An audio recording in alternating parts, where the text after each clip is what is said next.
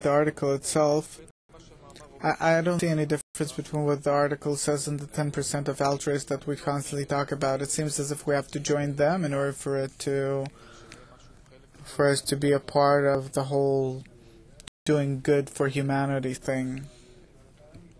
I didn't even see that there. Where did you see it? The good and bad are evaluated according to what a person does with respect to society.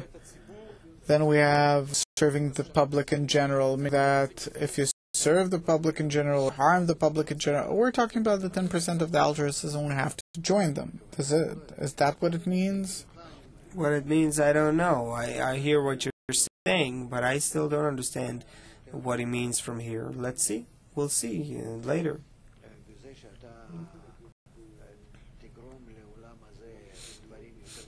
If you will make things better in this world, if you'll start helping people physically, of course you will do something by that. And then maybe you'll discover that this action is the final thing you need to do, and that's it. And that's it. Nature is now only demanding us to be connected on the level of the world, that everyone will serve the others and things will work well that way. And then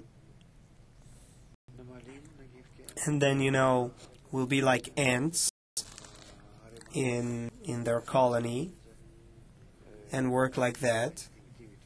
They do it instinctively and we do it consciously, willingly. Or maybe the opposite. Maybe we will discover that this is nothing, that we have to achieve a much higher connection than that. But how?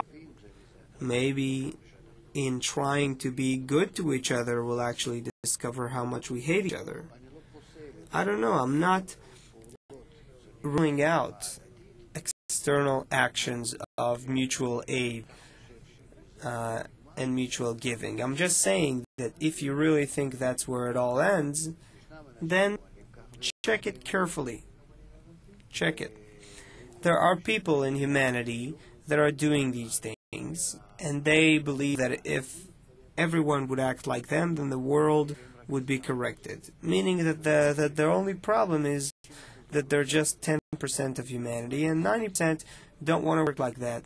So what do we do with those 90% of the people? Yeah, but there's a kind of a very humane problem that's created here. The moment I do these things, I justify them by my ego. It tells me you're okay. I don't care about the ego or not the ego. I'm seeing how things happen practically if we are all connected together in a good connection, and we'll do good things to each other. We'll organize a really good system of mutual assistance and mutual aid, like the communists dreamt of, and everyone will work according to their ability and receive only what they need, and they'll work according to how much they can, not less.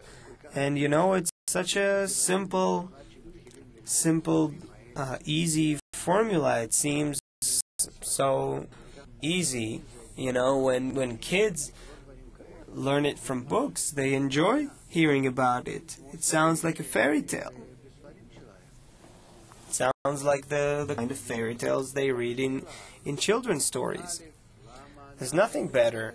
So first, the question is, why aren't we like that to begin with? Why did nature put a flaw in us? 2, why do we have to come to that forcefully? We're not like that. Look who we are. And 3rd, why didn't we do it so far? Wasn't it clear? Wasn't it obvious that we have to do so? Because we know that 10 or 20 or 30 years ago at least, these systems already existed in humanity, right? The communist society is actually the first type of civilization in humanity. The people who, came off the trees and began to run their lives in the caves and so on and so forth. They were basically communists. They all worked for the others. Everyone worked together as one clan or one family, and that's it. And we see that the world from that point to until today advanced in the other way around. You can only be sorry about the world in the past. In the past, if I was just here with a few like me, we would, hunt mammoths together, and that's it. No one had a thought that he will eat while the others will starve. We were all one clan, one tribe, and that's it. It was like that until the time of Babylon. So you're saying we should go back to that state? No one agrees.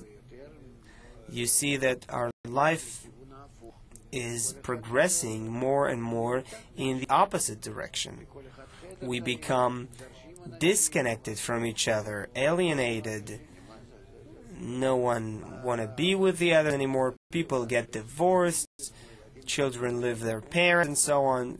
And you want to bring us back to that naive state like children? They don't even behave like that anymore. Of course, you can write a nice novel about this, but we see that it's not what happens in practice, in nature. We see that it's against the natural development. So what can you do? You're saying, no,